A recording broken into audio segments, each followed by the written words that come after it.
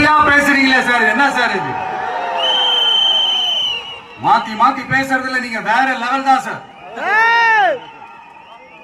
ஆட்சிக்கு வந்த அடுத்த வருஷமே 2022ல 70% வாக்குறுதிகளை நிறைவேற்றிட்டோம்னு சொன்னாங்க. அப்புறம் போன வருஷம் 90% வாக்குறுதிகளை நிறைவேற்றிட்டோம்னு சொன்னாங்க. அப்புறம் இந்த வருஷம் 505 வாக்குறுதிகளை 404 வாக்குறுதிகளை நிறைவேற்றிட்டோம். கிட்டத்தட்ட ஒரு 80% வாக்குறுதிகளை நிறைவேற்றிட்டோம்னு சொன்னாங்க. முதல்ல 70, அப்புறம் 90, அப்புறம் 80. இன்னும் தேர்தல் நெருங்க நெருங்க அது 60, 50, 40, 30, 20ல போய் நிக்கும்னு நினைக்கிறேன். அதையும் அவரே அறிவிப்பாரோ என்னமோ எனக்கு தெரியல. 20 பண்ணல. முதல்வர் ஸ்டைல்லயே சொல்லணும்னா, பொய்யிலேயே பிறந்து பொய்யிலேயே வளர்ந்த கொஞ்சம் அதை திருத்தி சொல்றேன், புலுகர் பெருமானே.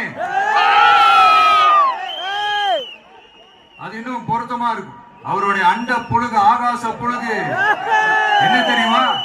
பெண்களுக்கு பாதுகாப்பு தமிழ்நாட்டில் எங்க போனாலும் கொட்டி கிடக்குதான்.